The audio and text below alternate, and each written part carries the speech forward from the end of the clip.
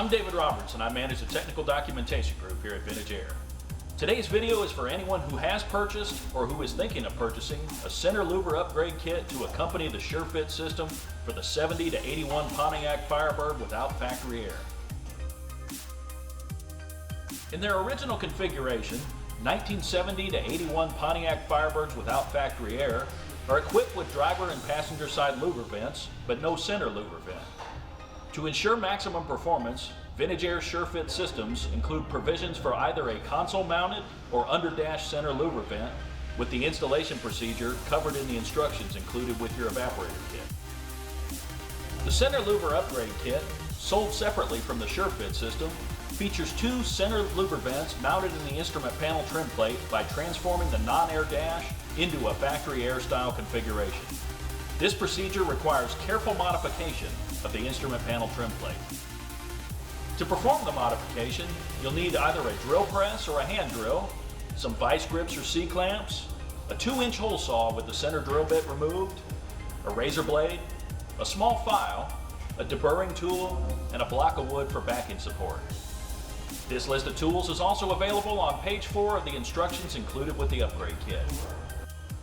To begin, the first thing you'll want to do is remove the instrument panel trim plate from the vehicle.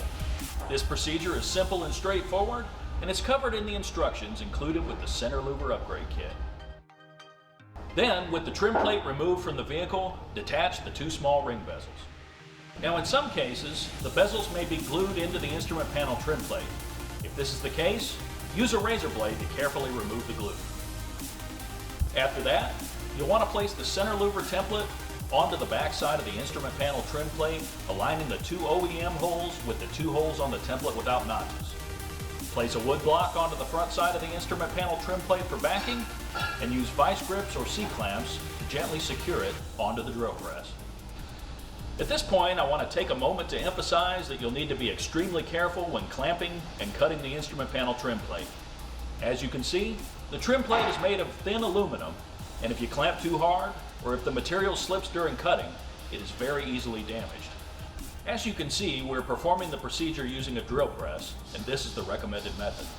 If you're using a hand drill instead of a drill press, we suggest using a vise to provide additional rigidity. With the trim plate, template, and wood block secure, align the 2-inch hole saw into the first hole to be drilled, and very carefully drill the hole. Repeat the procedure for the second hole. As you can see, it's critical that the hole saw is carefully aligned with the template. If you're using a hand drill, we strongly recommend starting the drilling with the hole saw inserted into the template. Once the holes are drilled, remove the instrument panel trim plate from the drill press or vise, take off the backing wood, and secure just the template with the instrument panel trim plate. Using a small file, cut a notch into the two new holes. Finally, deburr the two new holes and install two new ring bezels. Reinstall the two OEM bezels that were removed earlier. After that, the instrument panel trim plate modification is complete, and you can move forward with the instructions provided with your center louver upgrade kit. Or, if you run into trouble, feel free to give our knowledgeable tech team a call. As always, thank you for choosing Vintage Air, where we're all about keeping cool and riding in style.